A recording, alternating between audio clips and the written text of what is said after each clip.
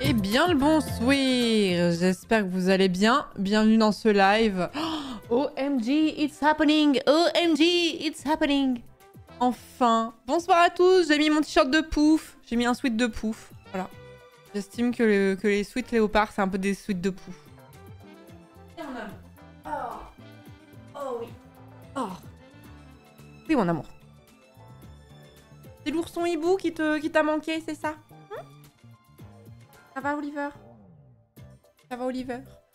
Bonsoir à tous, bonsoir, j'espère que vous allez bien. Bienvenue dans ce live du coup du 9 octobre 2024, il est 19h15. On se retrouve pour jouer à Baldur's Gate 3. La dernière fois que j'ai lancé le jeu, c'était il y a 2 mois, j'ai honte. On parlera pas... Enfin, je vais faire... Oui, mon amour, oui. Oui, qu'est-ce qu'il y a? Oui. On parlera de Baldur's Gate 3, de ce qui s'est passé dans la run, de ce que j'ai encore besoin de faire quand on passera sur le jeu, parce que je sais qu'il y a des gens qui viennent juste pour le just chatting et qui veulent pas rester pour le jeu ensuite et qui veulent pas forcément se spoil parce qu'ils viennent de commencer le jeu ou ce genre de choses. Donc on en parlera qu'une fois qu'on passera sur le jeu d'ici quelques temps. Je lance plus tôt aussi pour pouvoir passer sur le jeu plus tôt, bien sûr. J'espère que vous allez bien. Je suis très contente de pouvoir enfin démarrer ce marathon de fin sur Baldur's Gate 3. Run que j'ai lancé il y a plus d'1 an. La run a fêté son anniversaire genre le 8 août, quelque chose comme ça. Et ce serait bien de finir ce let's play parce que c'est vraiment objectivement l'un de mes jeux préférés, mais plus on approche de la fin, plus je n'ai pas envie de quitter ces personnages, cet univers et tout ça. Et comme c'est un let's play qui a beaucoup compté, je l'ai dit 1000 fois, mais qui compte beaucoup à mes yeux et qui a beaucoup compté sur cette chaîne, ça me fait un petit pincement au cœur de m'en séparer. Mais j'ai pas envie de ne pas finir. Genre j'ai streamé je sais pas combien d'heures de Baldur's Gate 3, c'est pour pas aller au bout, c'est vraiment dommage quoi. Donc voilà, donc j'espère que vous allez bien, j'espère que vous êtes contents pour ce marathon. Et merci Montoboeuf, merci Montembeuf, merci beaucoup pour le 2e mois de sub, merci beaucoup, merci Mister Joss pour le 7e mois de sub, Morgal pour le 11e mois, merci beaucoup.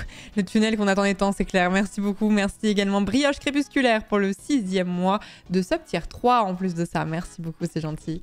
Merci beaucoup. Ouais, c'est de très loin mon plus gros let's play ever. Ouais, de fou. Il y a d'autres jeux que j'ai streamé très longtemps, mais c'est de très loin le plus gros let's play que j'ai fait. Et c'est toujours très compliqué quand on est streamer de faire un let's play sur la durée parce qu'il y a d'autres jeux qu'on a envie de faire. Enfin, ça dépend des streamers. Il y a des gens qui ont tendance à tunnel vision sur un jeu et tant qu'ils n'ont pas fini ce jeu-là, ils passent pas sur autre chose. C'est pas trop mon mode de fonctionnement personnellement, même si ça devrait l'être un peu plus en vrai. Mais le let's play qui est un petit peu long, c'est toujours plus difficile à faire parce que tu vas perdre des gens en cours de route et s'ils rattrapent pas les VOD, ils reviendront pas quoi. Donc voilà. Donc on espère la fin de Baldur's Gate 3 avant 2025 tout de même. Donc ce soir, on papote un petit peu avant de passer sur le jeu. On fera du Baldur's Gate 3, on fera la même chose demain et on fera la même chose après-demain, sauf contretemps terrible du genre l'orage tonne et vient d'exploser mon électricité. Voilà, on va faire 3 sessions de Baldur's Gate 3. On n'aura pas le temps de finir Baldur's Gate 3 cette semaine, puisqu'il me reste plus que l'équivalent de 3 sessions. Je sais pas exactement tout ce qui se passe à la fin, c'est pas le but, mais il me reste encore pas mal de choses. Et donc on continuera la semaine prochaine, sachant que j'ai d'autres streams qui doivent s'intercaler. Donc voilà, mais il y aura plusieurs sessions quoi. Et aussi pour vous dire que je sais que vous me posez beaucoup la question, je vais le redire et le redire, mais Elden Ring, je n'ai pas arrêté le let's play Elden Ring. Je sais que j'y ai pas joué depuis longtemps. Je reprendrai Elden Ring quand j'aurai fini Baldur's Gate 3 parce que j'essaie de faire un peu du tri dans les let's play en cours, notamment les longs, on va dire. Voilà. N'est suivi que les premiers let's play, c'est faisable de suivre le tunnel vision. Ouais, de fou. Oui, de fou. De toute façon, je vais rappeler des choses parce que moi, j'ai besoin de me remettre dedans aussi. Donc je vais rappeler des choses qui se sont passées et j'ai même dû reprendre ma dernière VOD pour voir un petit peu ce que j'avais fait quoi. Salut Kerbex, bonsoir Flank, je vois une psychologue depuis 1 mois, ce qui me permet après plusieurs années d'enfin voir un peu de lumière dans ma vie, c'est en partie grâce à toi. Oh. Donc je voulais te remercier d'avoir mis une pièce dans la machine, d'avoir réuni une si belle communauté. Oh c'est trop mignon Kerbex, merci beaucoup et bon courage pour la psychothérapie. Je sais que des fois il y a des séances qui peuvent être un peu compliquées et tout ça, donc mais très très bonne décision, bravo, bravo. Encore une excuse pour parler de l'ours. Ça va mon amour? Qu'est-ce qui se passe? Tu veux descendre? Ok, vas-y, descends. Voilà. Et merci beaucoup les ordinaires, merci beaucoup pour le sub, bienvenue dans la communauté, merci beaucoup, c'est gentil. Il y a l'article du Pire Magazine si tu veux te remettre dedans, #forceur. Ah, c'est vrai qu'il y avait ça, ouais. C'est vrai qu'il y avait ça. Merci beaucoup Kinoln pour le 28e mois de sub, merci beaucoup. Mais attends, l'article du pire magazine, je me souviens plus ce que j'avais dit. Il fallait peut-être que je le regarde justement pour... Attends. Le retrouver facilement.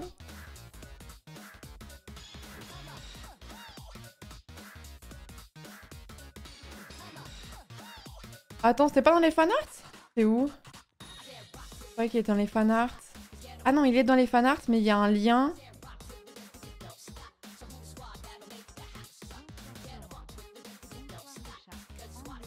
Mais il y a un lien quelque part. Voilà, c'est bon, je l'ai retrouvé.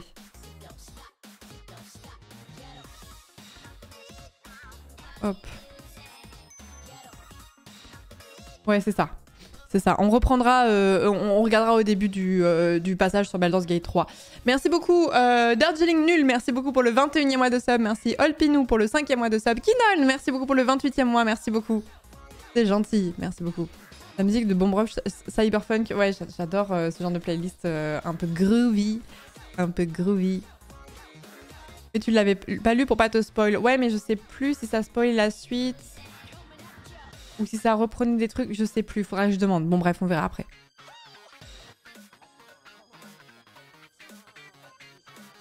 Et merci, c'est quoi cette info? Pour info, IRL, Ombrecoeur et l'écureuil sont en couple. Il s'agit de deux femmes qui se sont rencontrées sur le tournage et elles font des vidéos sur Twitch. C'est vrai cette histoire?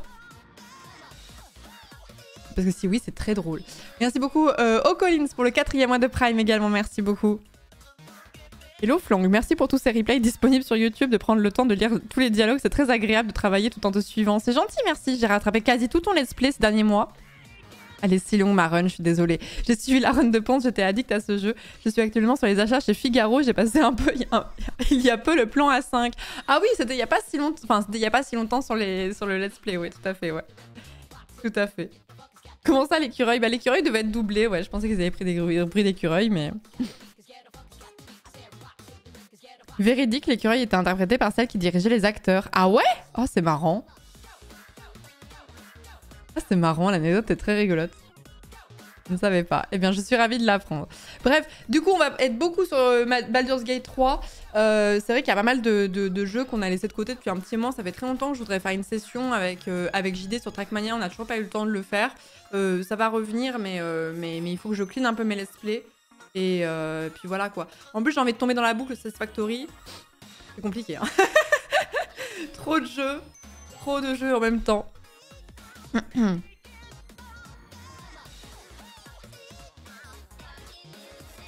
Bravo, les lasagnes, on rappelle. Petit Satis là. Ouais, mais ça, alors, si je lance Satisfactory, il faut qu'il y ait Chroma et Taka parce que je pense que mes deux modos vont me tuer si je lance sans eux. Vu leur degré d'addiction au jeu, je pense que c'est nécessaire.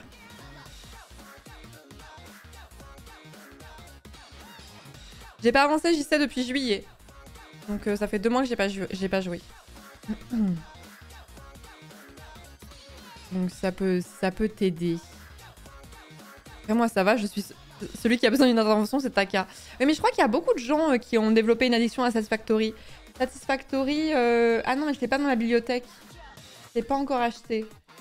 Mais si je regarde les... Ah bah, on propose direct. Si je regarde les gens de ma play... de mes amis qui ont joué... un nombre d'heures assez indécent du côté de tous mes contacts, quoi. Je vais pas vous mentir. Je vais pas vous mentir. J'ai l'impression qu'on me propose du crack sous le manteau, hein, Satisfactory. Hein. Zutaka qui a des fichiers Excel pour gérer ses fichiers Excel.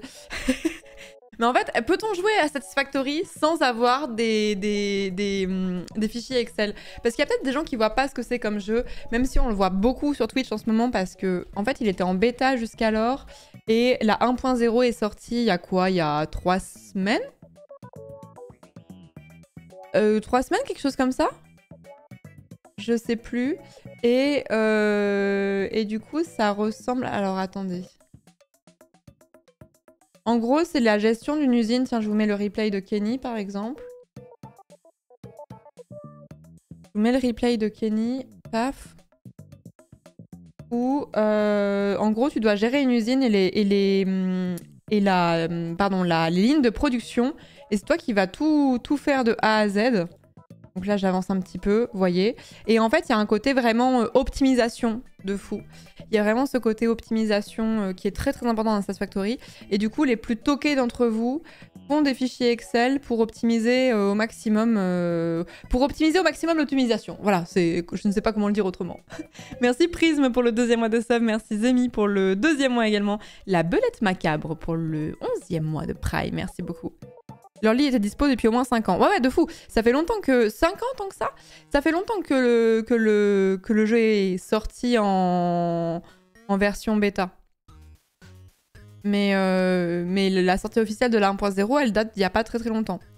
Mais la plupart des gens y jouaient depuis un petit moment, ouais. Mais je m'étais dit, ouais, un jour et tout. Et puis le fait... En fait, t'as toujours un effet de contagion. Le fait de voir plein de gens qui s'y mettent autour de toi. Tu le vois streamer sur Twitch, tout ça. Tu te dis, ah, j'ai un petit peu envie d'essayer à mon tour. Et du coup, c'est un petit peu ce qui se produit. C'est toujours un jeu où je me suis dit, pourquoi pas. Et je pense que c'est le genre de jeu où tu te dis, soit t'adores, soit tu détestes. Je pense qu'il n'y a pas d'entre-deux. Mais du coup, ouais, je pense que je vais essayer. Mais là, j'essaie de me limiter et de pas commencer de nouveaux jeux parce que sinon, c'est foutu, quoi.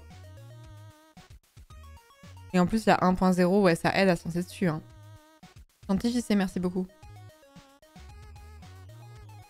Je me souviens d'avoir vu Magla y jouer il y a 3-4 ans. Ouais, Magla y jouait de fou, ouais.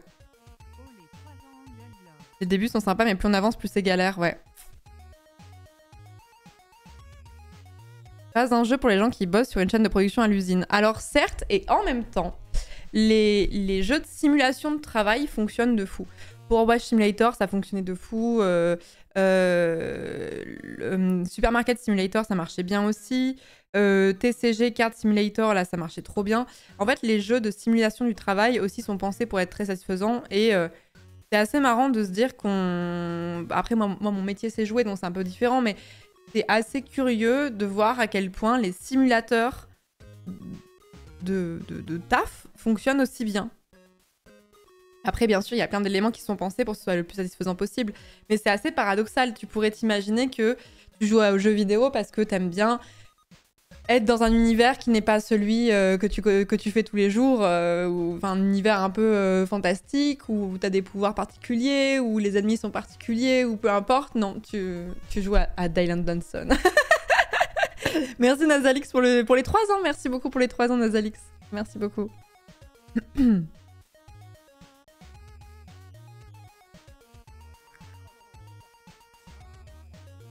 Au contraire, il y a beaucoup de gens qui aiment bien les jeux qui reprennent leur métier parce qu'on a bien plus de contrôle sur ce qu'on fait et avantage de récompense. Oui, exactement.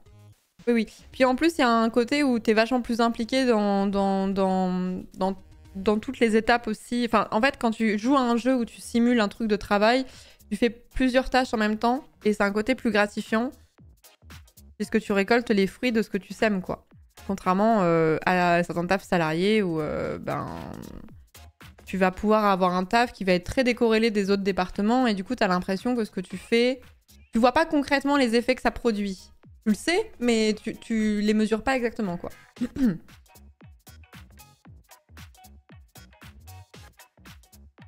Et salut Taka pour le 56e mois, on parlait de Satisfactory.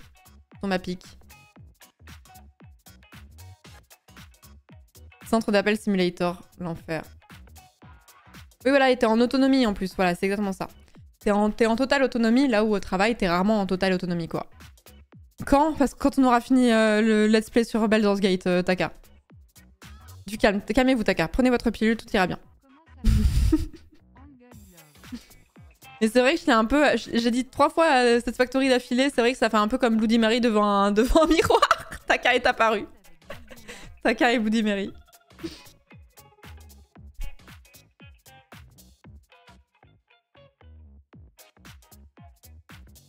Les jeux de simulation, c'est Mintos qui les a tous fait. Hein.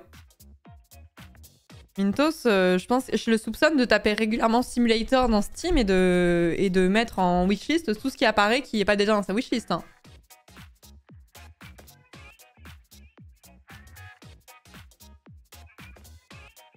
Aussi, j'ai un gros problème, mais en ce moment... Moi, j'ai toujours envie de jouer à plein de jeux. Je vous dis, des fois, j'entends des streamers dire je sais pas trop à quoi jouer en ce moment et ça me semble lunaire parce que ça fait 5 ans que je stream, ça ne m'est jamais arrivé. Mais je crois que ça fait longtemps que je n'ai pas envie de plonger dans autant de jeux en même temps. TCG Car Simulator, j'ai pas eu le temps de le tester, j'aimerais trop. Satisfactory, j'aimerais trop.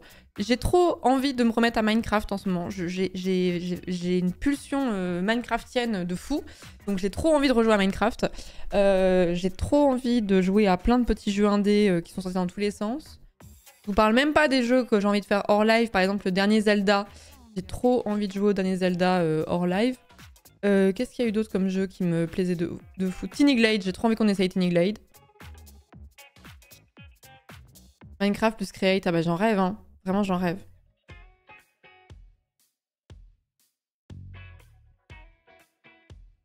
Tellement de drogue et si peu de seringues.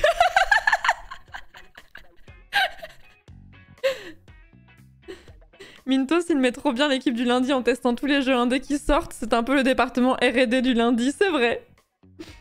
Go Minecraft One Block, bah attends, je confonds One Block et le serveur d'Inox qui avait fermé. One Block, c'est un mode de jeu. Et le serveur d'Inox, il s'appelait quelque chose Block. Et je confonds les deux tout le temps. Je confonds les deux tout le temps. Mais bref, non, mais le Lucky Block, ça a l'air marrant. Mais oui, le Link's Awakening, je l'ai en plus, le Link's Awakening oui. Mais je voulais le faire hors live aussi, pareil. Voilà, One Block, c'est le mode où tu commences avec un bloc dans le vide. C'est exactement ça. Ça, j'ai trop envie de... J'ai trop envie d'essayer ces modes-là. En fait, j'ai pris la pilule Minecraft hyper tard parce que j'avais jamais joué à Minecraft avant... Quand est-ce qu'on a fait le serveur du lundi? En 2021? Non.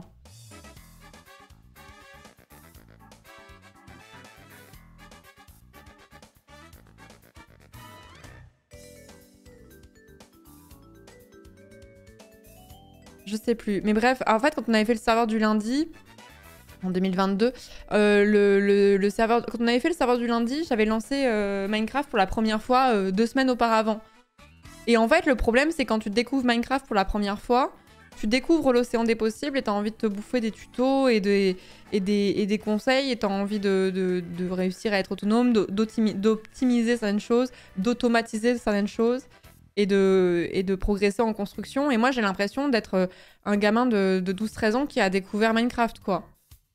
Et je n'ai pas pu réussir, je n'ai pas étanché ce désir de Minecraft. Et là, je suis dans une phase où j'ai vraiment très envie d'y jouer.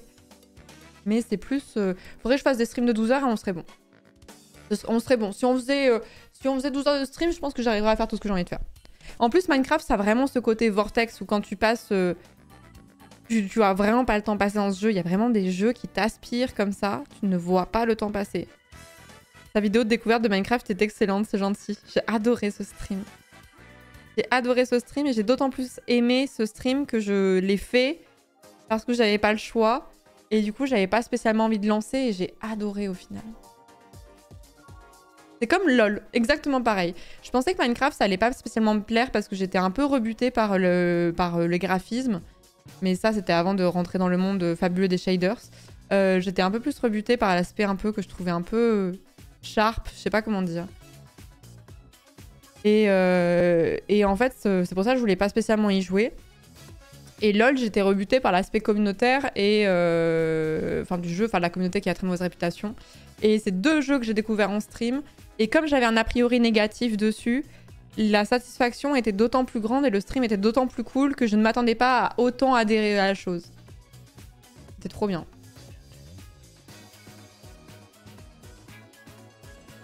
En plus, Minecraft, c'est trop stream compatible, je suis d'accord avec vous.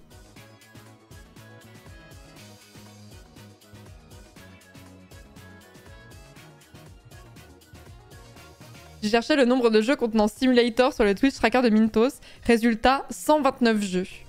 Je sais même pas si j'ai streamé 129 jeux de toute ma carrière Twitch. Je sais même pas.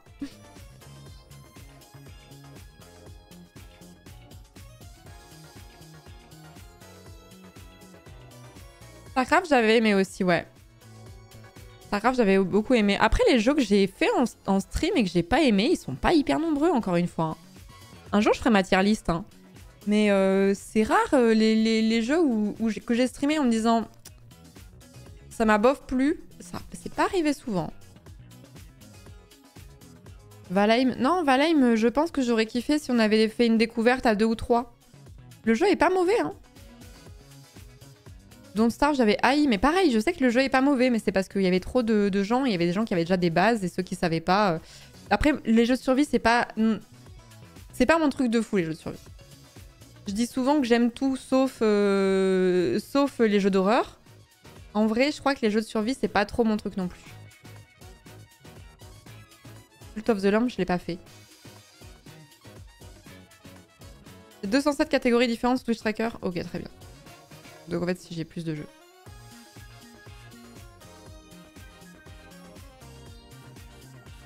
Non mais Outer Wilds, vous savez, ça fait 1000 ans que je veux le faire. Ça fait 1000 ans que je veux le faire, mais en fait, le jour où je ferai Outer Wilds, je vais tunnel vision dessus, où je pense que je vais faire que ça, et je ferai pas d'autres jeux. Donc il y aura peut-être une soirée du lundi qui s'intercalera ou un truc comme ça, mais je veux vraiment pouvoir ne faire que ça de ma semaine. En emote only. T'as essayé Disco Elysium? Alors j'ai une vraie question. Pourquoi? Je connais Disco Elysium. Je connais très bien Disco Elysium. Je n'ai pas joué au jeu. Ça fait longtemps que j'entends parler de ce jeu. Pourquoi, en ce moment, depuis une semaine, il n'y a pas un stream où on ne me pose pas 3-4 fois la question « Est-ce que tu vas faire Disco Elysium ?» alors que le jeu ne vient pas de sortir. Vous vous êtes concertés? Vous faites des raids? Des raids d'attaque du lobby?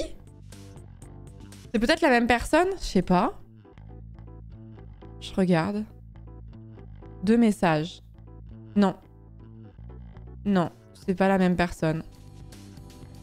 Jeu de fou, plus ça te plairait, je pense. Oui, je pense que ça me plairait, mais c'est un jeu où il y a beaucoup de texte. Et les jeux où il y a beaucoup de texte à faire en stream, c'est intense.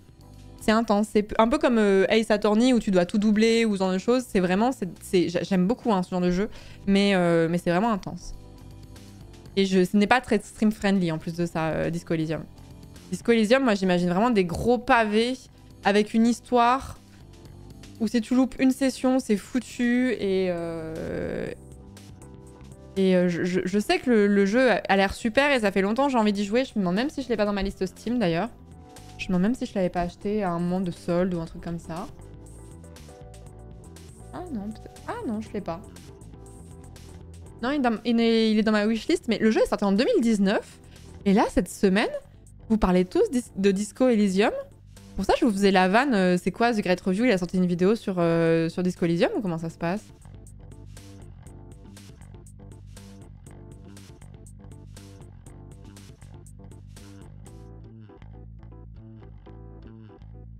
Est-ce que Disco Elysium, j'ai une take. Parce que je vois des gens qui disent c'est très très dense Disco Elysium, je n'ai pas réussi à accrocher. Est-ce que Disco Elysium ne serait pas à certains gamers ce que The Wire est à certains amateurs de séries?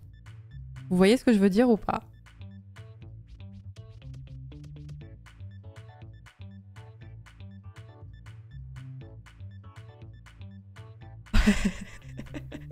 Il y a un truc. Je vois, mais c'est pas gentil. Non, moi j'ai pas vu The Wire, mais j'ai l'impression qu'il y a un côté où les gens qui aiment bien Disco Elysium sont un peu fiers de dire qu'ils adorent Disco Elysium. Vous voyez ce que je veux dire ou pas? Oh, je suis désolée.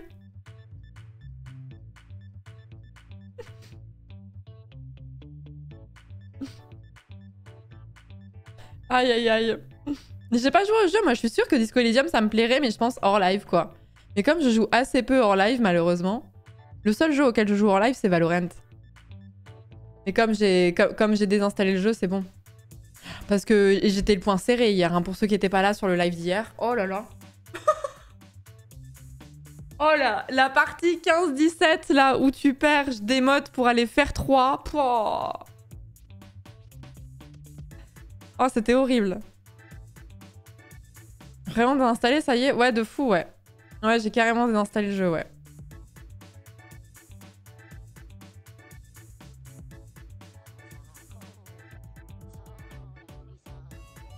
Adoré des foules, la streameuse Florence se révèle être un bully des fans de Disco Elysium. On vous dit tout dément dans ma Mediapart. Mais je suis sûre que le jeu me plairait de fou. Moi, en fait, quand je vois les gens qui ont aimé ce jeu, je me dis qu'il y a moyen que ce soit compatible avec moi. Alors après, des fois, ça c'est très frustrant, des fois, tout le monde te dit ça te plairait et t'arrives pas à rentrer dedans. Moi, je me souviens que ma déception absolue, faudrait que je le revoie, peut-être que c'était pas peut-être que les astres étaient pas alignés. Tout le monde m'avait dit, tu vas adorer te connaissant le film Eternal Sunshine of the Spotless Mind. Et j'avais pas spécialement aimé ce film. Et quelle déception quand tout le monde te dit, ah vas-y, je pense que c'est trop un truc qui pourrait te convenir et tout. Plusieurs personnes te disent ça pendant des mois, voire des années. Tu tentes le truc et tu te dis, est-ce que j'avais trop d'attentes ou est-ce que j'étais pas dans le bon mood, ce genre de choses. Du coup, j'espère que ça va pas me faire ça avec Disco Elysium. Les mecs qui aiment Disco Elysium et The Wire lisent Mediapart, c'est vrai. C'est vrai, c'est la science.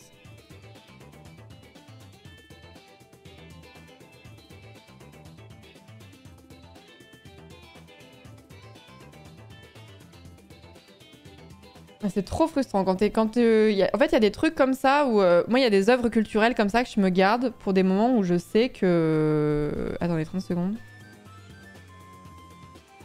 Il y a des œuvres culturelles que je me garde comme ça parce que je sais que elles me plairont. Je sais pas comment dire. C'est-à-dire que Arcane par exemple est une série que je me suis mis de côté parce que je n'imaginais pas un monde où je n'allais pas apprécier Arcane. Et en fait c'est un peu un moment où tu sais pas trop regarder quoi regarder ou quoi faire comme jeu, tu vas aller un peu sur une valeur sûre où tu sais que ça va forcément te plaire. Disco Elysium, je n'ai pas pu. Il y a un truc dans l'ambiance qui m'a bloqué. Peut-être que j'étais pas dans le mood. Ouais, bah c'est chiant quand t'as l'impression que ça aurait pu te plaire dans d'autres circonstances et t'as l'impression d'être passé à côté du truc. Bientôt la saison 2. Ah mais je n'y tiens plus. Je n'y tiens plus, dit-elle alors qu'elle attend depuis le début de l'année parce que j'ai regardé Arcane cette année seulement. Pas me plaindre, vous vous attendez depuis longtemps là.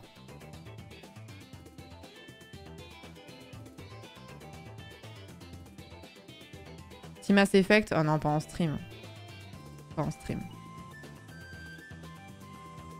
Par contre, Disco, c'est trigger warning, faut être dans un mood pas trop au ras des pâquerettes. Et ça, c'est aussi un autre problème. De savoir qu'il y a des œuvres culturelles qui risquent de te foudroyer. En fait, il faut pas être trop déprimé. Mais il faut pas être trop bien non plus, parce que si t'es trop heureux, ça va te down. Et si t'es vraiment pas très bien, ça va finir de te finir, quoi. Ça va finir de te finir. Et moi, c'est le problème que j'ai avec Black Mirror, par exemple. C'est que Black Mirror, faut pas être trop dans le fun pour pouvoir y aller. En même temps, si t'es en pleine rechute dépressive, vaut mieux pas le faire non plus, quoi. Ah, c'est un timing, hein. Ah, c'est une orga, quand même, hein, de pouvoir caler ce genre d'œuvre culturelle, hein.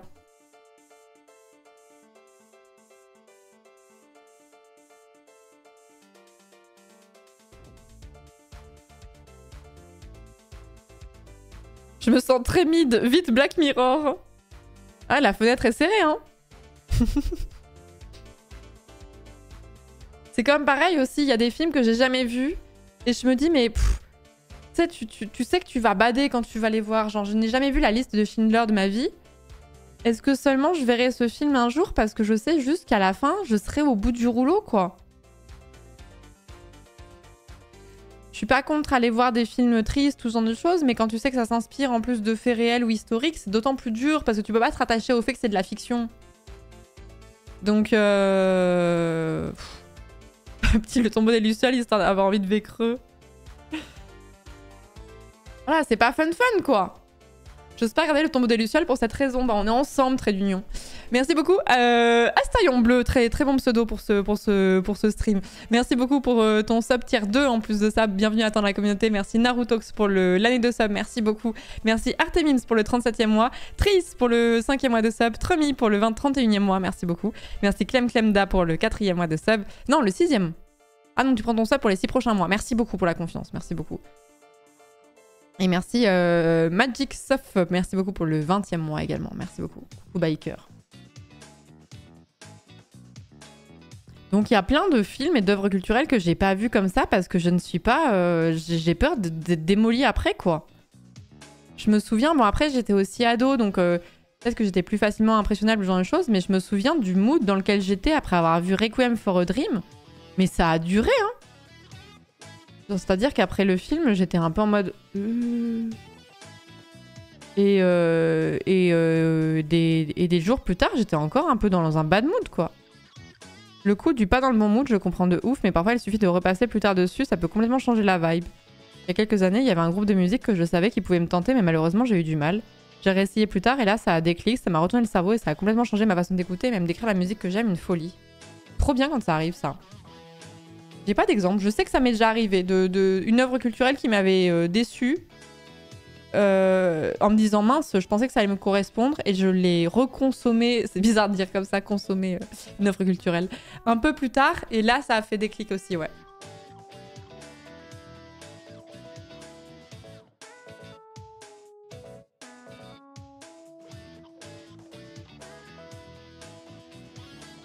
Attendez, j'ai vu un message de Chroma qui m'a fait rire parce que le message a dit honnêtement, Alice de Schindler, ce n'est pas le pire des films et je vois pas la suite. Ce n'est pas le pire des films sur la Seconde Guerre mondiale. Et Chroma a dit ouais, la grande vadrouille, j'ai trop chialé perso et ça m'a fait rire. Nuit et brouillard, mon plus gros bad mood. Ouais, bah là c'est un docu en plus. Hein.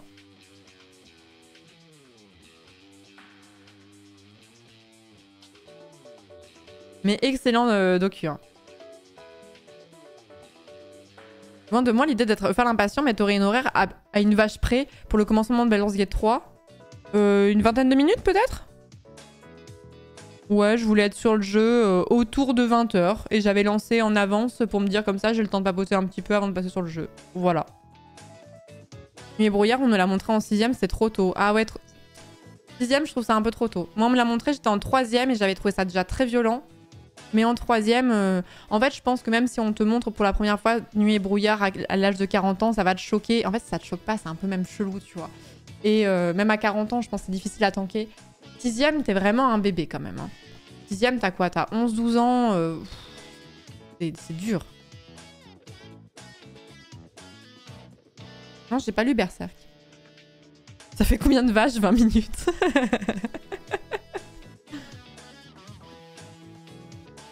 Les Fils de l'Homme est très bon aussi. Ah, j'adore ce film.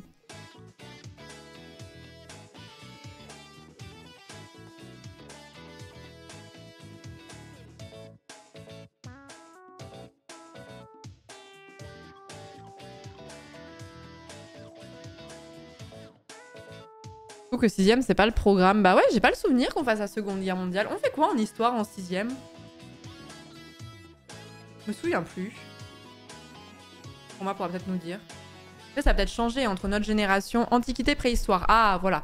Parce que pour moi, la Seconde Guerre mondiale, tu le vois plutôt en 3ème, justement. Moi, je me souviens qu'en 4ème, tu vois plutôt ce qui est Napoléon et tout ça.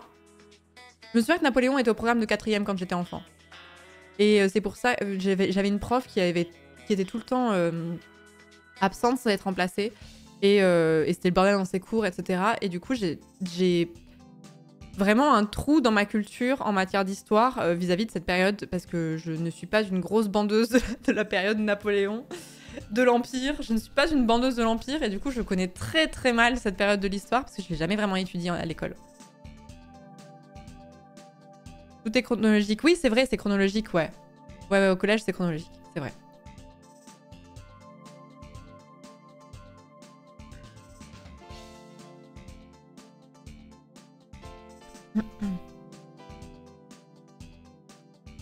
Ancien bandeur de l'Empire, j'ai tout oublié.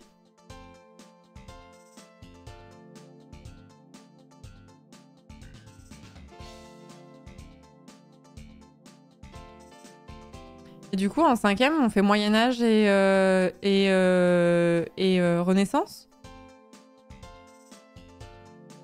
En gros. Il me semble que le 19e, c'est très limité, même au collège.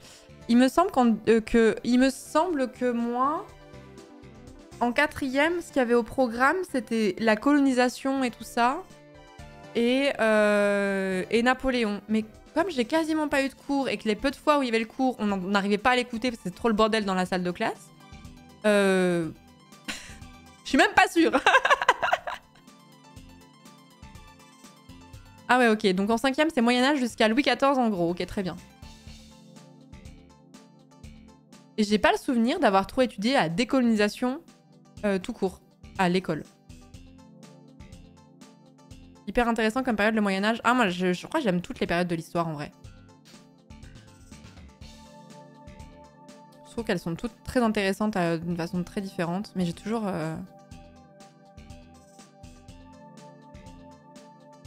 C'est trop le bordel, la personne qui faisait le bordel. Vous pensez vraiment que c'était moi qui foutais le bordel en classe? Moi? J'ai vraiment une tête de quelqu'un qui foutait le bordel en cours. J'ai vraiment l'énergie de quelqu'un qui foutait le bordel en cours. Come on. Come on, vous savez que vous mentez. Merci beaucoup Charco pour les 1050 bits, merci beaucoup, c'est gentil, merci beaucoup. Mais vous dites oui pour un esprit de contradiction. Pas du tout. Premier ou dernier rang? Non mais attendez, mais vous me voyez comme quelque chose... J'étais pas une rebelle, mais la 4e, moi c'est le moment où mes résultats scolaires se sont cassés de la gueule de fou. Hein. Tu avais l'énergie des meufs qui avaient une moyenne de 18 sur 20. Hélas, j'ai redoublé ma seconde.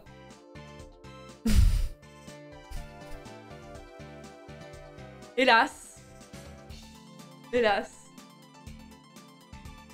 Ce qui m'a...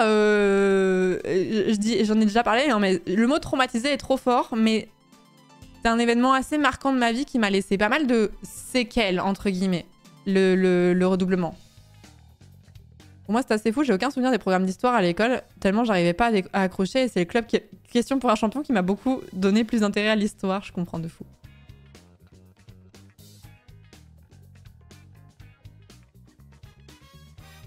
Tu étais sûrement la personne qui dit ça fait 15 minutes, on peut partir. Non, en 4e, je me faisais bully, moi.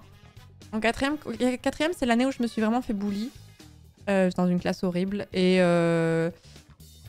globalement, j'étais quelqu'un d'assez discrète. Et je suis quelqu'un qui aimait bien participer en cours, mais parce que, en fait, les gens qui participent en cours, les autres étudiants, les collégiens, lycéens peuvent prendre ça comme le fait d'être lèche-cul. Moi, je trouvais que participer en cours, ça permettait de faire passer le cours plus vite. Et je trouvais que ça permettait aussi de passer moins de temps sur les révisions. Parce que tu l'avais déjà un petit peu... t'avais été plus actif pendant le cours et je trouvais que ça m'aidait mieux à fixer la mémoire. Et du coup, j'avais moins besoin de passer du temps sur mes devoirs, en fait. Donc en fait, c'était vraiment une technique de flemmard. Quand j'étais active en cours, ça m'aidait vraiment de fou. Et j'ai vraiment... Enfin, il y a une période où je l'ai fait. Quand je me suis fait un peu bully, j'ai arrêté de le faire, justement. Ça a niqué ma participation un petit peu de ce côté-là. Je suis arrivée en seconde, je faisais plus du tout. C'est là où j'ai redoublé. Et quand j'ai redoublé, je me suis remise à participer de fou en cours. Et là, je l'ai fait jusqu'à la fin de ma scolarité. Ensuite. Avec le recul, je suis entièrement d'accord. Ouais, mais c'est une technique de flemmard. Hein. C'est comme... y a plein de trucs où les gens se disent « Oh là là, c'est de l'orga de faire ça », mais en fait, c'est juste une technique de flemmard. Genre, moi, c'est souvent que... Je vais vous prendre un autre exemple. Étendre les vêtements mouillés sur un cintre. Et bah, t'as beaucoup moins de repassage à faire si tu repasses. Voilà, technique de flemmard. J'ai plein de petites techniques de flemmard comme ça où tu peux penser que je suis quelqu'un d'assez précieux et d'organisé et tout, alors c'est juste un truc de flemmard de fou. Technique validée, hein. Faire la vaisselle en cuisinant, autre technique de flemmard, ouais.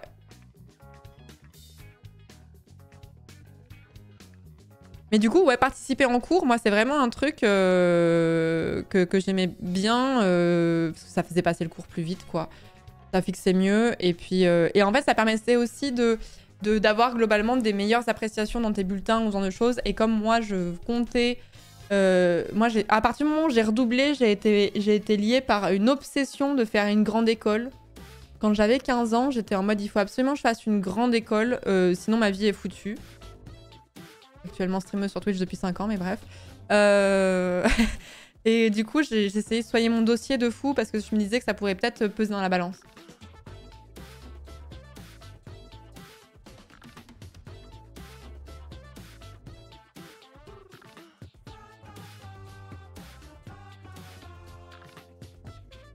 Être organisé, c'est être intelligemment feignant. Exactement. Exactement.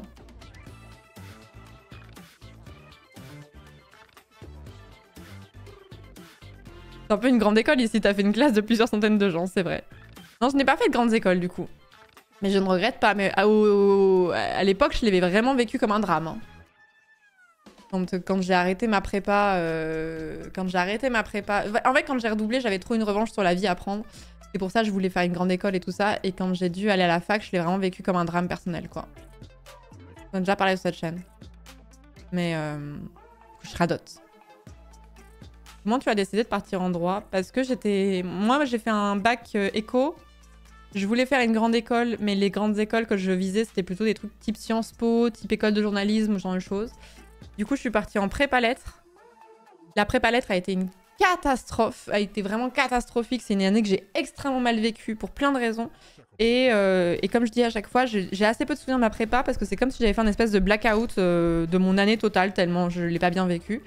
Et je me suis dit que j'allais partir à la fac. Parce que de toute façon, j'avais pas trop le choix parce que je pouvais pas passer un concours ou quoi. Et je suis partie en droit parce qu'on m'avait dit que les gens qui s'intéressaient un peu à la politique, à l'histoire, à la culture G en général, moi je posais beaucoup de questions pour comprendre le fonctionnement des institutions, ce genre de choses. Genre j'étais assez vraiment très curieuse de ça. On m'avait dit que le droit c'était un truc qui pourrait me correspondre. Et j'y suis allée en mode, bah en fait si ça me plaît pas, je ferai juste un semestre et je me réinscrirai dans une autre fac, voilà, on verra. Et en fait, ça m'a trop plu. Et en fait, ça m'a vraiment correspondu de fou. Je regrette pas du tout d'avoir fait une fac de droit. C'était pas du tout une obligation familiale, une contrainte. Enfin, c'est moi qui ai choisi mes études de droit. Hein. J'ai adoré.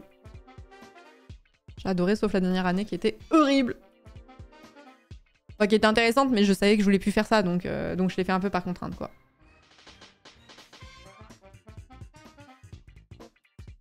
Je te sentais pas de passer des concours type IEP après l'Hippocane? Si, j'aurais dû faire ça, mais j'ai eu une telle perte de confiance en moi en cours de route que je n'ai pas préparé le concours comme j'avais prévu de le faire. Mais en vrai, c'est pas grave parce que... Enfin, j'ai zéro regret parce qu'en fait, si j'avais fait si j'avais essayé de préparer Sciences Po... pas forcément Sciences Po Paris, mais aussi les autres Sciences Po. Donc les IEP, là, les instituts d'études politiques. J'aurais peut-être pas fait du droit comme j'ai fait du droit. Du coup, j'aurais pas lancé ma chaîne YouTube comme je l'ai fait. Et lancer ma chaîne YouTube, ça m'a amené sur Twitch à la fin. Et je pense que ma vie aurait été très différente. Peut-être que je serais super contente aussi, hein. Mais comme j'aime bien ma vie actuelle, je suis un peu en mode...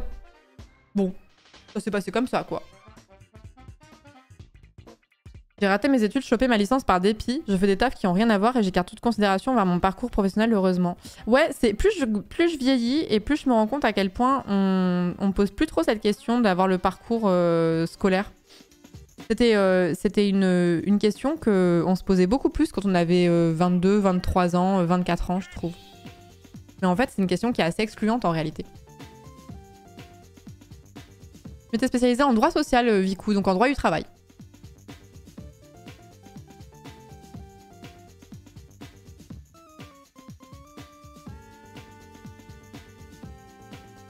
Ce qui est frustrant des fois avec les études, c'est que les cours sont super intéressants, mais les tafs derrière sont pas top ou demandent des compétences qui n'ont pas de rapport. Moi, j'ai eu de la chance que dans ma fac, la dernière année particulièrement a été très professionnalisante. On avait beaucoup de professionnels du droit qui venaient, que ce soit des gens qui travaillent dans les ressources humaines, que ce soit des avocats, des juristes. On avait des personnes qui travaillaient dans des syndicats, dans des assos. On avait des profs aussi qui venaient faire des interventions. Et du coup, on se rendait vraiment compte de ce qu'on allait devoir faire au quotidien. Donc ça, c'était vraiment bien. Par contre, l'un des plus gros reproches que je ferais à la fac de droit, de manière générale, c'est que je trouve que pour un métier comme celui-ci, ce serait vraiment... Parce qu'il n'y a pas que avocat hein, pour les études de droit. On devrait vachement plus cultiver l'oral et je trouve que finalement, on fonctionne encore beaucoup sur l'écrit. Et même si l'écrit compte beaucoup dans les études de droit, parce qu'en fait, tu vas beaucoup avoir tendance à rédiger, à formaliser plein de choses, peu importe ta branche, en fait, la gestion de présenter quelque chose, de faire éventuellement une plaidoirie, si jamais tu veux être avocat ou ce genre de choses, ou même l'échange avec le client ou ce genre de choses, c'est un truc que tu travailles pas du tout. Et enfin, ou très peu. C'est pour ça que je disais toujours, genre, si vous êtes dans une école ou dans une fac qui vous propose un concours d'éloquence ou un truc comme ça, moi, c'est l'une des meilleures décisions de ma vie de m'être inscrite dans un truc comme ça. Et faites-le, parce que globalement, je trouve que les études en France ont tendance à moins privilégier le travail, la présentation, l'oral, les genres de choses, alors que c'est des compétences professionnelles dont tu as souvent besoin très vite. Et ça manque, je trouve. Ça manque. Merci beaucoup, Bebel. Merci beaucoup pour le 28e mois de Prime. Merci beaucoup. Et merci Naora pour le Prime, bienvenue à toi, merci beaucoup.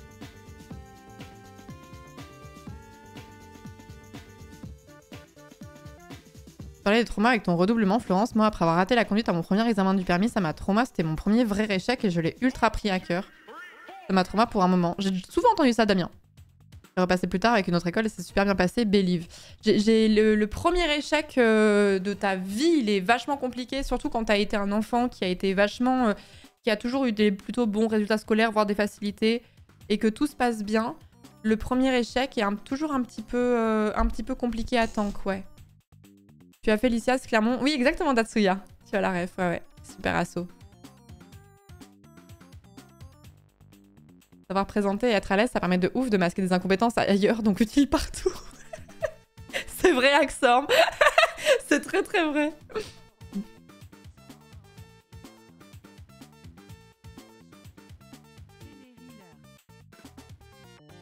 Surtout, j'en bien parler, bien se présenter, ça permet aussi de décrocher des jobs dans lesquels t'as pas les qualifications super opti. Oui, puis même, en fait, c'est une compétence où, en fait, le fait d'être à l'aise pour discuter avec des gens, en fait, ça va aussi permettre de prendre une assurance pour pouvoir éventuellement, à terme, négocier ton salaire, hein, par exemple, ou ce genre de choses. Alors, quand t'es un petit bébou qui sort de l'école et qui a jamais trop fait ça, c'est vachement difficile. C'est pour ça que je trouve ça dommage qu'on cultive pas plus ces compétences-là à l'école du moins, quoi. Parce que c'est une chose de passer un oral sur un truc très théorique où tu dois réussir à restituer tes connaissances, tes cours, suivant une question, mais c'est autre chose aussi, en fait, de gérer une négociation avec quelqu'un ou de gérer un rendez-vous client. Ou enfin le côté où tu dois rester pro. Alors après, t'as les stages aussi qui t'apprennent ce genre de choses, mais en fait, j'ai vraiment l'impression qu'on te jette dans le grand bain du jour au lendemain, quoi. Je prépare la grecque de maths cette année, premier échec incoming, let's go. Non, peut-être ça va peut-être passer. Ça va peut-être passer, putain, la grecque de maths... Force.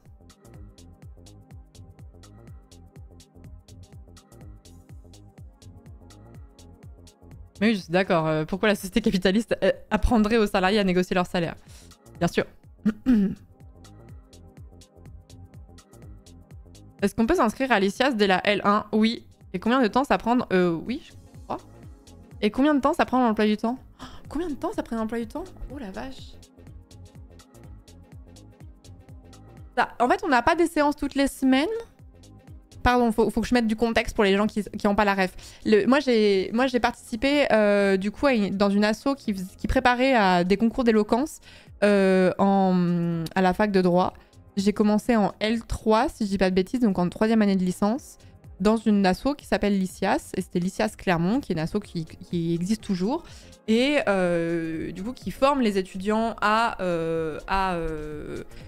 en fait, à être à l'aise en fait pour parler. Et en fait, c'est pas forcément destiné à des gens qui veulent forcément être avocats, parce qu'on imagine que l'éloquence, ça va forcément toucher pour les avocats. Mais en fait, un juriste a aussi besoin d'être à l'aise à l'oral, parce qu'il va peut-être faire des présentations, travailler en équipe ou ce genre de choses. Donc bref, de toute façon, être à l'aise à l'oral, c'est toujours une compétence qui sera utile à cultiver, peu importe ce que vous faites, même dans votre vie de tous les jours. Et moi, alors je me souviens que c'était quelques séances par-ci par-là, mais c'était pas tout au long du semestre de la fac. Je crois que ça commençait dès la L1, mais j'ai un doute. Mais je crois que ça commençait dès la L1. Et je pense que ça représentait 1h30, 2 heures, entre guillemets, de cours et de conseils auprès de professionnels par semaine quand il y avait des séances. Par contre, il faut aussi préparer tes textes. Puisque, en fait, moi, on avait un sujet, et en fait, on préparait des textes et on venait les présenter lors de cette 1h30, 2 heures de soutien, mais d'assaut, quoi. Et ça prend du temps.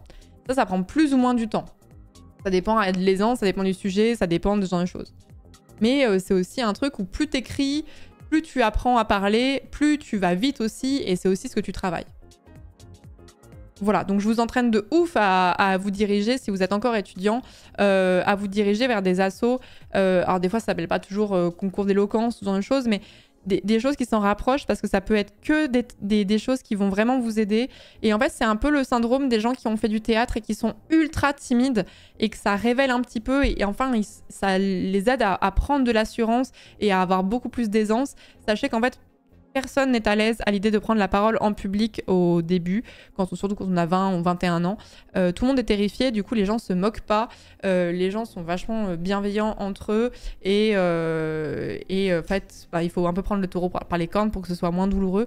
Je comprends hein, quand on est anxieux, mais vraiment c'est vraiment l'image du théâtre, les gens hyper timides qui font du théâtre et que ça libère et que ça aide de fou. Merci beaucoup Wingo pour le raid, merci beaucoup, bienvenue à vous, j'espère que vous allez bien. Je vais partir dans un tunnel vision sur Baldur's Gate 3, mais là on parlait de concours d'éloquence, une expérience que j'ai faite quand j'étais à la fac, que je conseille. Il y en a pas qu'en fac de droit, il y en a dans certaines grandes écoles aussi.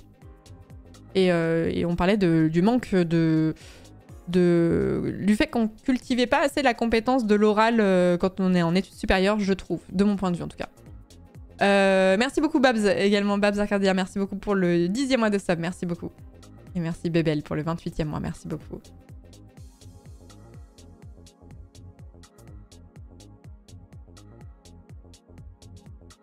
Ah, il annonce de FFS PUBG en duo? Ah non, je savais pas. OMG, quand?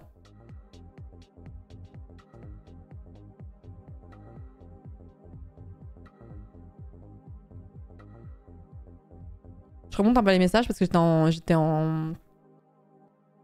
Mercredi prochain? Pas dispo, je crois.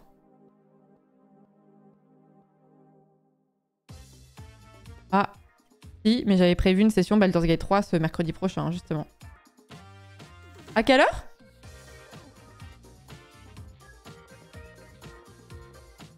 « 20h »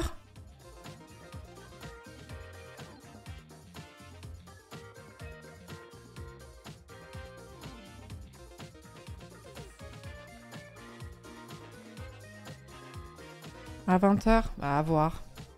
À voir, nous verrons. Strat Ponton et c'est win, même faut jouer un mate aussi. Hein.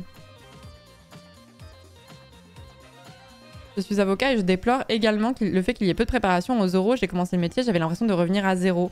Bah après, si t'as été avocat, Genji, moi je suis pas allée au... J'ai pas fait l'école du barreau. À quel point vous avez aussi des trucs là-dedans aussi, en fait, pendant l'école. Après, tu vas me dire, ça dépend de l'école du barreau aussi. I guess. Mais moi, je suis pas allée jusque là-bas, donc peut-être que ça change aussi.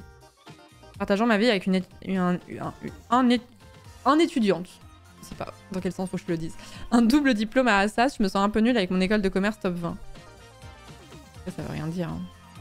Vous savez, encore une fois, moi, il y a des gens très très cons que j'ai rencontrés dans des études très très prestigieuses. Bon, je vais pas parler de ta meuf comme ça, mais... Et des gens très très cool qui avaient des études moins prestigieuses, mais au moins ils réussissaient, quoi. Hein. Ça va, mon petit père? Je vois t'agiter derrière. Je suis avocat aussi. Oh, combien d'avocats qui me regardent? Putain, c'est une dinguerie. Je vais vous faire une confession. À chaque fois que vous me dites que vous êtes avocat, j'ai un espèce de petit moment de sursaut, quoi. À l'idée de dire un truc faux en matière juridique ou de dire une dingue, quoi. Toujours un petit sursaut. Mais en même temps, j'ai été un peu traumatisée aussi par mes expériences au cabinet d'avocat, du coup, j'ai peur. Pardon, alors reprenons. Genji a dit un peu plus de préparation pour les plaidoiries, mais peu de conseils pratiques, tu apprends tout sur le tas. Ouais, c'est raide, hein. C'est dur, hein. Oh, la première plaidoirie, elle doit être difficile, hein. Pouah.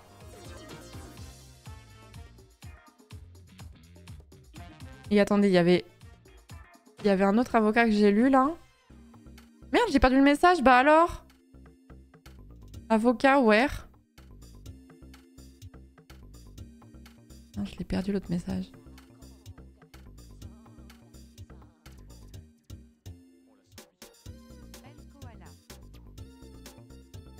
C'est drôle les différents profils du chat. Ouais, je pensais pas qu'il y avait autant d'avocats dans ce chat.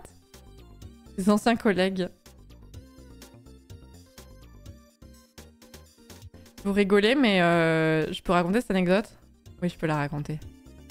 Vous rigolez, mais quand j'ai fait... Je n'ai jamais fait... Enfin, je n'ai jamais passé le barreau, donc l'examen pour pouvoir rentrer à l'école pour devenir avocat à terme. Et j'ai jamais fait ça. C'était mon projet, mais je l'ai pas fait. Mais par contre, j'ai travaillé en cabinet d'avocat en tant que stagiaire. Et mon expérience n'a pas été des plus plaisantes. Voilà, pour le dire proprement. Et l'autre jour... j'ai rencontré j'ai rencontré quelqu'un qui m'a reconnu et qui m'a dit en fait, on se connaît déjà. Parce qu'en fait, je travaillais dans le cabinet d'avocat dans lequel tu étais. Enfin, dans lequel t'étais, quoi. Dans ma tête, les rouages ont tourné. C'était un énorme cabinet d'avocats où il y avait une 60aine d'avocats. Et sur le coup, j'étais en mode. Je n'ai jamais dit le nom de ce cabinet d'avocats. Et je ne le dirai jamais. Le cabinet dans lequel j'ai travaillé, je ne le dirai jamais en stream parce que pour des raisons évidentes de diffamation et de poursuite, je n'ai pas envie de me mettre 60 avocats sur le dos. Mais... Mais il m'a dit, oui, je sais, on s'est connus à insérer le nom du cabinet en question. J'étais en mode... Oh, la descente d'organes que ça m'a fait faire. Et en fait, ça m'a fait faire une petite descente d'organes. Et en fait, la personne m'a dit, mais je vois qui était la personne qui te gérait. Et cette personne-là était effectivement horrible. Et j'étais en mode... Tu te rappelais de lui? Bah sur le coup, non. Mais après, quand il me l'a dit, je me suis dit, oui, je m'en souviens, ça y est. Bah vous imaginez, c'était il y a 7 ans, je crois. C'était, je crois, il y a 7 ans, il y avait une soixantaine d'avocats qui travaillaient pas tous dans le même département. Donc il y avait des gens que je voyais très peu, d'autres personnes que je croisais beaucoup plus. Mais du coup, je me souviens pas de tout le monde, quoi. Surtout que je suis restée 6 mois. Il t'a dit si la personne horrible était encore dans le cabinet. Non, cette personne n'officie plus dans ce cabinet. Mais vraiment, ça existe des cabinets de 60 avocats? Ah non, mais même plus. Ah oui, bien sûr. Je sais plus si c'était 60, peut-être 50, mais oui, t'as des cabinets, t'as des trucs énormes. Ah oui, oui. Des énormes pôles où t'as... En fait, c'est des cabinets d'avocats avec plusieurs associés et en fait, chacun a un département particulier, en fait. Vous avez... moi, j'étais dans le département de droit social, donc droit du travail, mais t'avais des gens qui étaient en droit fiscal. C'était les voisins qui étaient juste à côté de moi, justement. Donc, on avait les droits fiscaux à côté. Il y avait des gens qui étaient en droit des affaires, des gens qui étaient je crois qu'il y avait des avocats en économie sociale et solidaire, un truc comme ça. Il y avait quoi d'autre comme spécialité? Je sais plus. Ouais, voilà, tapez Fidal sur Internet, vous allez voir. Hein. Fidal, c'est l'un des plus gros cabinets d'avocats. Enfin, c'est... En fait, Fidal, même, c'est une filiale dans le sens où il y a plusieurs Fidal en France. Et le nombre d'avocats qui bossent là-dedans chez Fidal, là, pouah, cabinet... Voilà. Fidal, ouais, petite promo Fidal, là. Fidal, 87 bureaux en France, 1300 avocats, juristes et consultants. Donc s'il y a 87 bureaux, je vous laisse imaginer combien ils sont par bureau, quoi. Après, il y a peut-être des Fidal où ils sont que 3, hein, mais...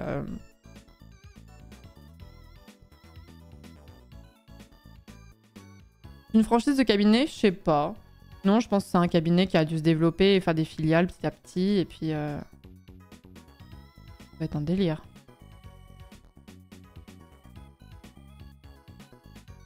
Je sais pas, parce que Fidal, moi je voulais pas rentrer dans un cabinet aussi gros, donc je me suis jamais trop renseignée sur le détail. Il y a des trucs que j'ai oubliés aussi. Hein. Il y a des trucs, j'aurais peut-être pu mieux vous parler de Fidal il y a quelques années que maintenant. Maintenant je suis un peu aux fraises. Merci beaucoup Kellens, merci beaucoup pour le 3e mois de sub, merci beaucoup.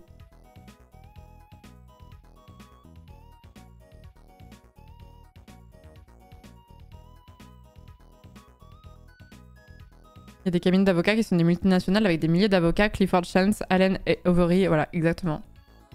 Ouais, vous avez jamais regardé Suits? Ils sont beaucoup dans Suits, hein.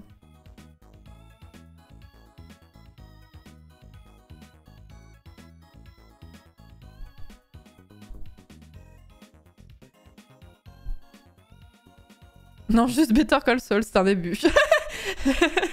C'est un début, mais je crois que Saul, il bosse tout seul dans son bureau. En tout cas, j'ai pas vu Better Call Saul, mais j'ai vu Breaking Bad et il me semble qu'il a lui et sa secrétaire, quoi, c'est tout.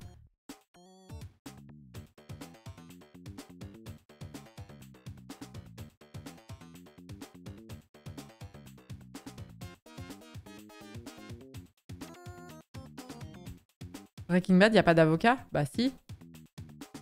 Bah Saul, c'est quoi? C'est un avocat, hein? Oui, ça fait 2 mois, Zéliamé. Si un jour tu veux échanger dans le cadre d'un stream concernant le métier d'avocat, les études, ça peut t'intéresser du monde, ça sera avec plaisir. Why not? Mais c'est aussi un peu renouer avec... Enfin, vraiment, je veux pas que ça paraisse dramatique dit comme ça, mais genre mon stage en cabinet d'avocat, enfin en tout cas dans celui auquel je pense, là, m'a vraiment impacté, très durablement. Genre vraiment, ça me fait remonter un peu des souvenirs qui sont un peu... C'est derrière moi maintenant, hein. Tiens, il n'y a plus d'enjeu, mais je pense que si je croisais l'avocate qui m'a vraiment traumatisée dans la rue, genre je me sentirais pas bien, tu vois. Genre j'aurais l'impression d'être une petite fille qu'on va gronder, tu vois. Du coup, j'ai peur maintenant. Pendant très très longtemps, maintenant ça va mieux, mais c'en était un stade où dès que je voyais marqué... je voyais une plaque où c'était marqué cabinet d'avocat dans la rue, ça me faisait un truc physiquement, quoi. C'était vraiment... on revient de loin. On revient de loin de fou.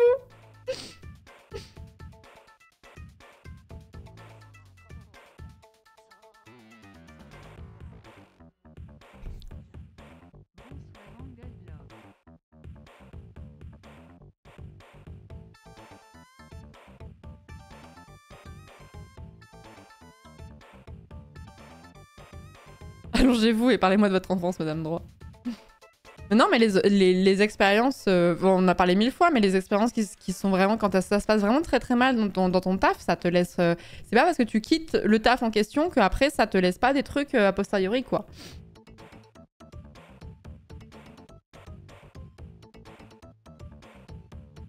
Et maintenant, ça va beaucoup mieux. Mais je suis bien contente de plus être dans ce milieu-là, en tout cas. Bref, les storytime stage d'avocate, on s'en souvient. Ah, j'avais déjà fait des storytime. Ah, mais après, il y a plein de choses que j'ai pas expliquées hein, sur mon... Il y avait des choses que j'avais expliquées, ce qui s'est passé dans mon cabinet d'avocat, mais il y a plein de choses que j'avais pas forcément expliquées non plus, parce que j'avais peur aussi de donner trop de détails et que la personne puisse se reconnaître et qu'ensuite ça fasse des poursuites, ce genre de choses.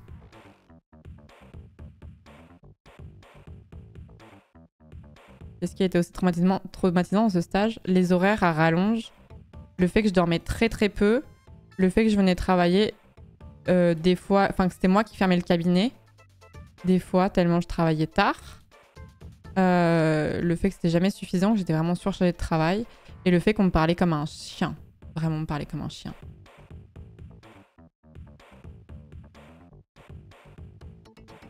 Genre, c'était souvent que mon avocate qui s'occupait de moi, elle me faisait pleurer, quoi. C'était souvent, c'était habituel même. Donc maintenant, pour finir sur une note plus positive, genre vraiment, je crois qu'il n'y a pas un jour où je me dis « Putain, comment je suis contente de faire le métier que je fais à l'heure actuelle !» Genre, je pense que je me dirais ça, même sans avoir vécu une expérience comme ça, mais quand t'as vraiment vécu une expérience aussi horrible, tu vois, tu te dis, vas-y, je suis trop contente, je suis à mon compte et tout ça, genre, personne qui me fait pleurer. Wouh!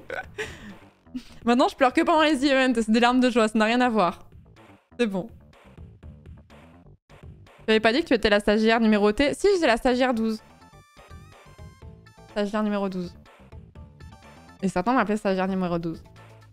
Et quand on m'envoyait un mail, on me disait « T'es combien toi déjà 12 ou 13? Je me souviens plus. » Stagiaire 12? Attends, est-ce que j'étais stagiaire 12? Stagiaire 9? Je sais plus. En tout cas, je sais que ça allait jusqu'à 16. Je me souviens plus du numéro. Ça vous donne une idée de la considération à l'égard des stagiaires, justement.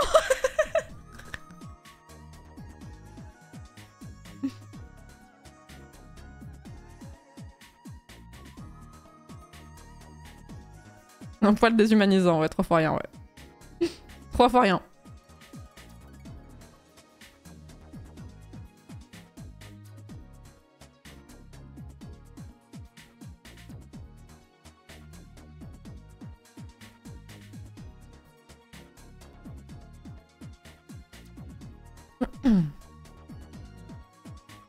Il y a une filiale d'EDF, je ne donnerai pas de nom, où tu portes un badge avec ton nom et où le truc le plus visible c'est sous-traitant, ambiance.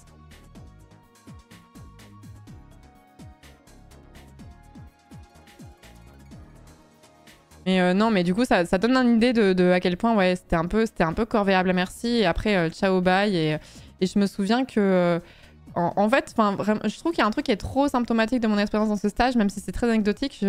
Genre, tu sais, quand t'as des stagiaires qui restent aussi longtemps, tu sais, c'est pas rare que tu leur payes le repas le jour du départ, ce genre de choses, tu vois. Ça arrivé, hein. Moi, je suis vraiment partie dans l'indifférence. Enfin, genre, j'ai fait mes valises dans l'indifférence la plus totale, je me souviens, quoi. Genre, je sais que même mon départ a été houleux parce que je crois que je suis partie assez rapidement parce que j'avais un train à prendre juste à la fin de mon stage et j'étais déjà restée plus tard que ce que j'aurais dû pour essayer de transmettre la suite le plus facilement à mes collègues. Parce que j'avais déjà anticipé, hein, mais je finissais les derniers préparatifs. Et quand j'ai pris mon train, au moment de partir, les gens pour qui je travaillais m'ont dit que je partais un peu comme une voleuse et que je les mettais dans la merde et tout machin. Vraiment un délire, quoi. Vraiment un délire. Et un autre numéro 12 m'a remplacé.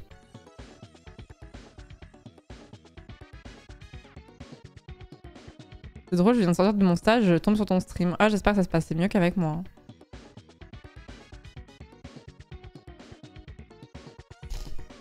C'est pour les études? Ouais, t'as des stages obligatoires de fin d'études, ouais.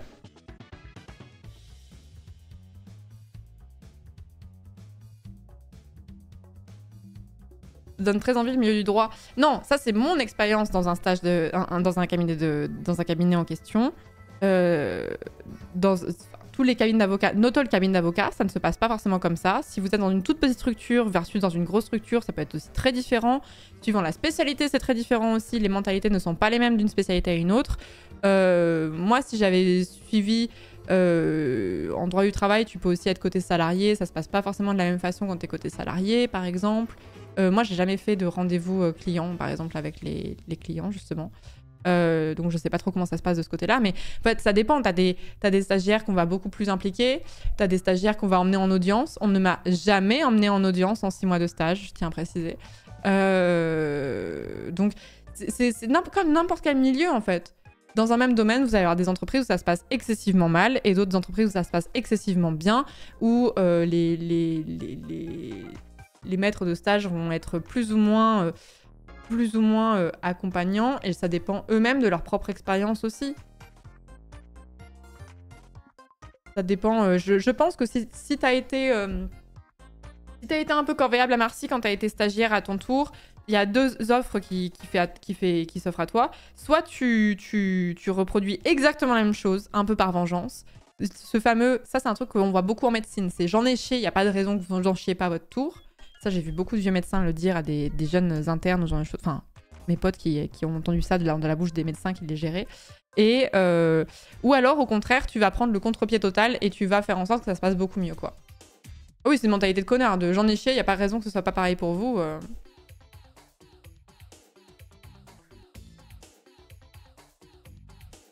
Mais il y a plein de gens autour de moi qui ont fait leur stage en cabinet d'avocat et ça s'est pas du tout passé de la même façon dont moi ça s'est passé, en fait.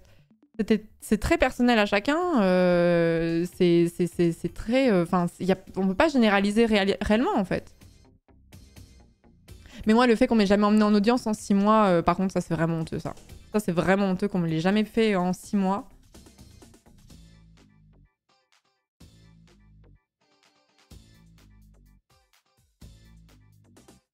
J'ai déjà vu des audiences... au prud'homme, hein, mais c'est de mon fait. C'était pas parce que mes maîtres de stage m'avaient emmené. Hein. C'est moi qui étais allée au prud'homme sur mon temps libre. Hein. Florence, sur son temps libre, va au prud'homme. Bah oui, t'as des audiences qui sont libres, donc tu peux y aller. Ça fait, j'ai fait pas mal d'audiences différentes. En vrai, c'est vachement intéressant, dites-vous. Hein. Je vais convaincre personne. Non, par contre, si vous êtes étudiant en droit, faut absolument y aller. Ça permet de se rendre compte et tout ça. Voilà, en fait, la plupart des audiences, vous pouvez rentrer, elles sont libres et tout ça. Par contre, faut être discret, quoi. Faut être discret. Commencez pas à parler, à répondre au téléphone ou ce genre de choses.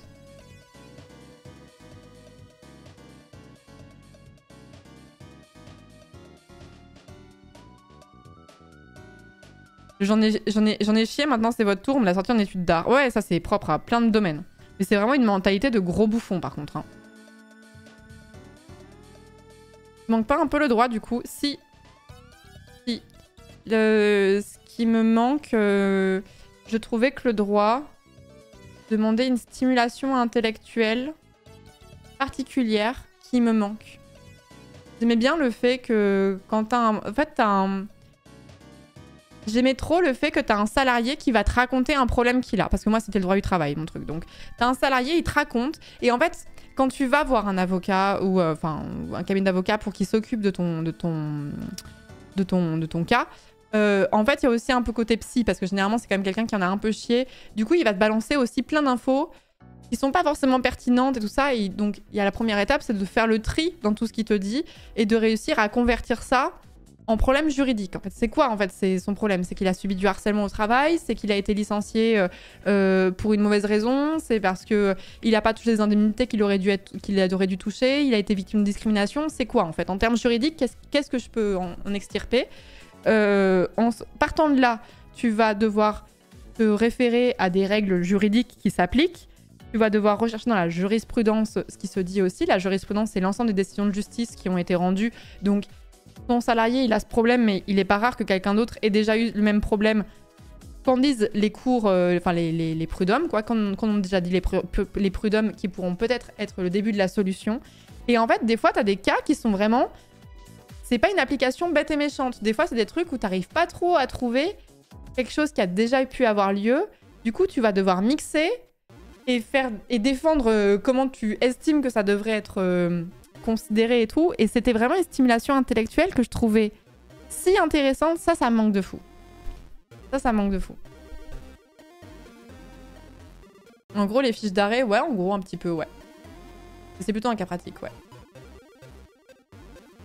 Petite question, d'où vient le nom prud'homme? Ah, je sais plus. Ah, je le savais à l'époque, mais j'ai oublié maintenant.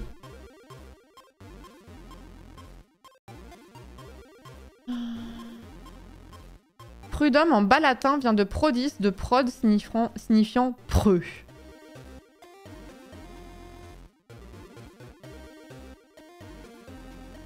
On te stimule pas, nous, Florence? Si, vous me stimulez. Non, mais le stream, c'est pas la même... c'est pas la même sollicitation intellectuelle, dirons-nous. C'est pas pour dire que mon métier ne peut pas l'être, parce qu'en vrai, il y a des choses qui peuvent l'être, par exemple. Hein, quand tu vas être dans des trucs administratifs et tout, quand tu fais des appels avec le comptable et tout, t'inquiète que tu vas être stimulé intellectuellement. Et après, c'est aussi à toi de traiter certains sujets, certains sujets. Enfin, ça dépend, tu vois, ce à quoi tu joues aussi. Donc, tu peux avoir aussi de la stimulation intellectuelle, mais elle est très différente. Elle est très différente. Et il y a des jeux où t'as vraiment la stimulation intellectuelle se rapproche de zéro, quoi. Enfin, quand t'es...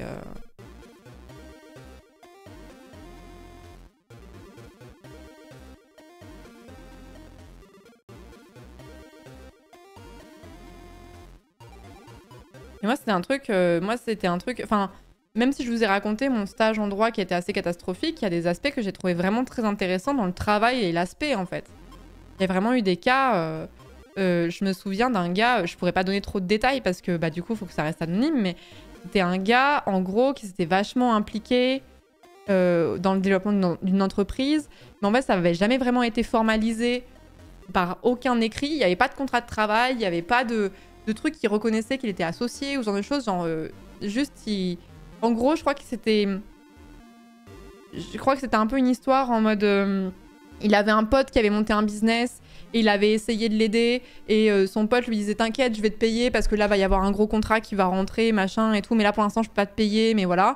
Évidemment ça s'est très mal fini et le gars victime était venu nous voir pour dédommagement quoi.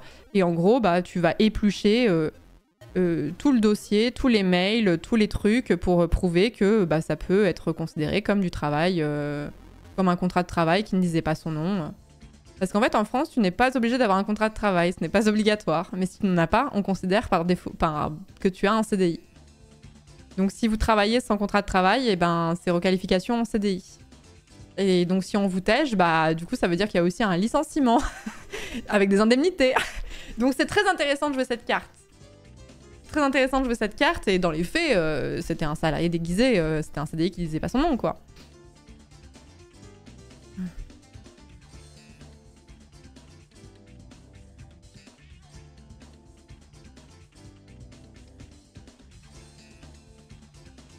Fillon, on te voit. Non, par exemple, les CDD, ça doit forcément être formalisé par écrit. Non, c'est pas un CDD. Voilà. Et c'était trop intéressant, en fait, parce qu'il y avait ce côté où, en fait, j'épluchais des mails, où, en fait, bah, par exemple, quand j'épluchais des mails entre les deux, dans les pièces du dossier, parce qu'ils nous avaient donné une pile, je ne sais pas à quel point c'était épais, je me souviens plus, mais c'était un très très gros dossier. Et du coup, je devais éplucher les mails, où quand son associé lui donnait des ordres du genre « il faudrait que tu fasses ça pour tel deadline », bah, c'est littéralement une tâche que tu donnes à un salarié. Et du coup, bah, moi, j'allais noter ma petite phrase de côté, j'allais la surligner en disant bah, « ça, c'est la preuve par A plus B que bah, clairement, il travaillait pour la boîte et qu'en plus, il avait des deadlines. » Donc au milieu de tout, dans les mails, il raconte sa vie ou je sais pas quoi, puis t'as cette petite phrase à la volée et tu trouves ça comme un trésor. Moi, ma passion du debunk, elle doit venir de là aussi. Il y a un aspect presque enquête là-dedans. Ça que je trouvais trop bien. Bref. J'ai gagné quoi à la fin? Bah je sais pas, moi j'ai bossé sur le dossier, mais le temps que l'audience elle ait eu lieu, je n'ai pas pu voir l'audience se profiler quoi. Parce qu'entre le moment où vous montez le dossier et le moment où ça passe effectivement devant les prud'hommes, il peut se passer 2 ans quoi. T'as pas un petit sentiment de malaise à plonger parfois dans l'intimité? Non. Non, parce que les gens viennent eux-mêmes t'as avancé le truc et en fait, t'as fait ton taf en fait. Tu as rédigé des projets de conclusion ou des choses comme ça? Oui, oui, de fou. Ouais, j'ai fait que ça pendant mon stage. C'est moi qui faisais les conclusions de A à Z. Que je devais faire relire par les avocats qui étaient au-dessus de moi. Et en fait, ils les relisaient pas, ils envoyaient directement au client. Et quand il y avait des fautes, bah, ça me retombait sur la gueule. Sauf qu'à partir du moment où tu envoies à l'avocat, c'est lui qui a validé, en fait.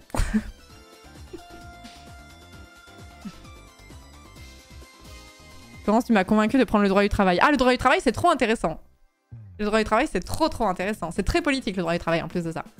Par contre, ça peut être un peu triste parce qu'il y a un recul en matière de droit du travail qui fait que si tu es plutôt côté salarié, ça peut rendre un peu triste parce que... Voilà.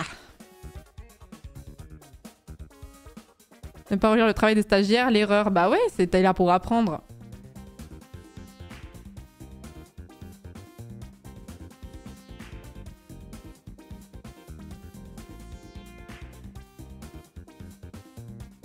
Bon, on ferait pas du Baldur's Gate, en fait? Une fois, en droit du travail, il y a encore une spé plutôt patron ou travailleur, non? En fait, c'est pas une spé que tu choisis, mais juste pour répondre à cette question, en fait, le droit du travail, je finis là-dessus, je vous l'ai déjà dit 1000 fois, les gens qui sont habitués, ils en peuvent plus d'entendre cette phrase. Le droit du travail, c'est très politique parce que le contrat de travail, c'est un contrat qui est déséquilibré par nature. Et c'est pas un point de vue, c'est le code du travail lui-même qui le reconnaît.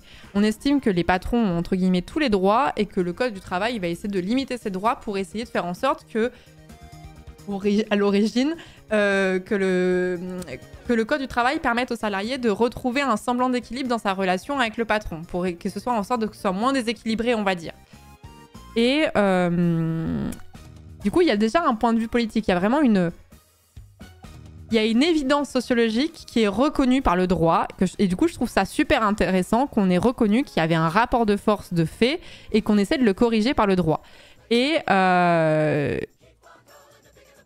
du coup, bah, ça implique que tu as un point de vue très politique. Et moi, ma promo, il y avait des gens qui avaient un tempérament plutôt pro-employeur, qui estimaient que le code du travail protégeait trop les salariés et que du coup ça limitait le patron dans ce qu'il pouvait faire. Et t'avais à l'inverse des gens qui vont considérer que les patrons abusaient, que le code du travail était là pour protéger les salariés et qu'il faudrait demander encore plus de droits ou limiter du moins la casse pour que les salariés soient protégés.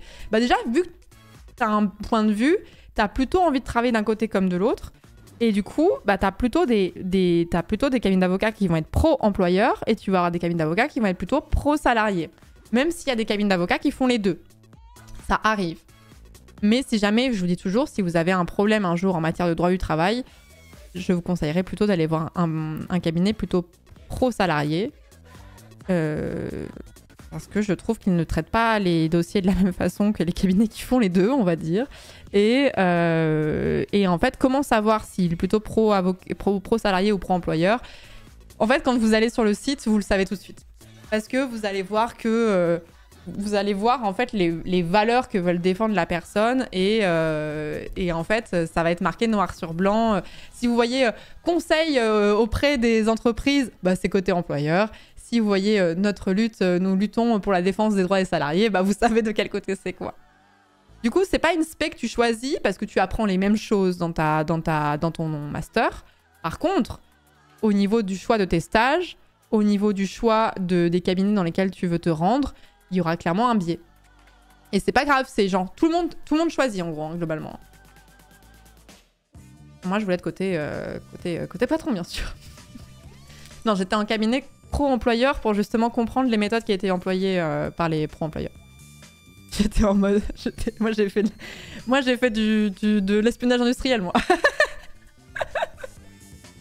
Ça m'a appris plein de choses. Ça m'a appris plein de choses. Know your enemy. Non, mais c'est vraiment ma logique, hein.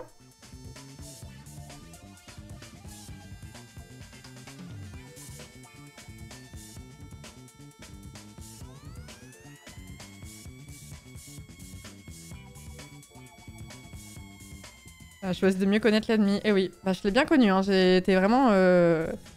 clairement bien côtoyé, hein. Il était vraiment très vilain, cet ennemi. Bon, allez, Baldur's Gate, on y va.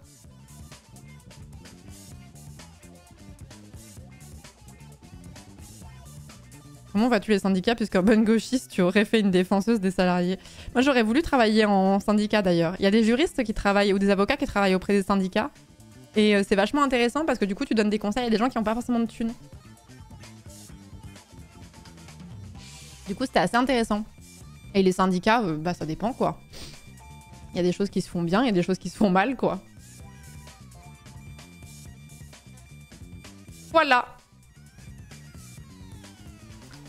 Voilà. Et bah écoutez, j'ai mérité le droit de m'appeler Angle Droit encore un petit mois. On a parlé de droit aujourd'hui, donc c'est bon. Et puis on va s'y jeter. On va s'y jeter.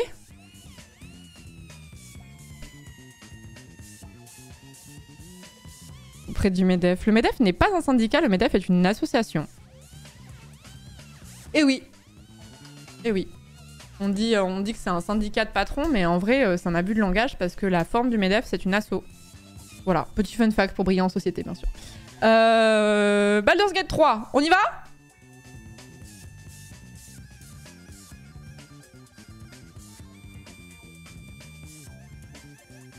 Oui. Allons-y, allons-y. Alors, est-ce que... Attendez. Est-ce que je lis...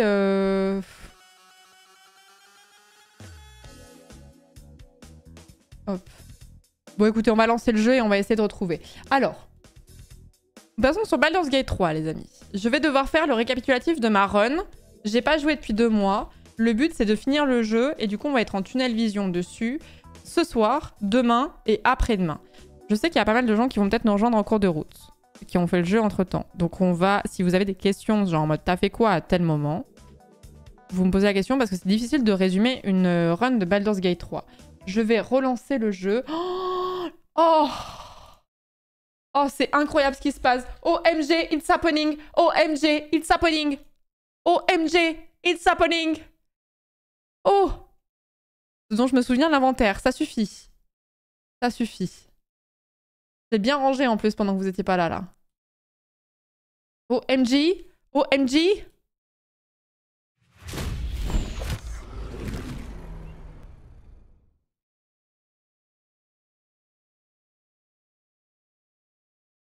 Attention. Ah non, je finirai pas cette semaine, Holo. Attention, la musique, pitié. La musique, pitié.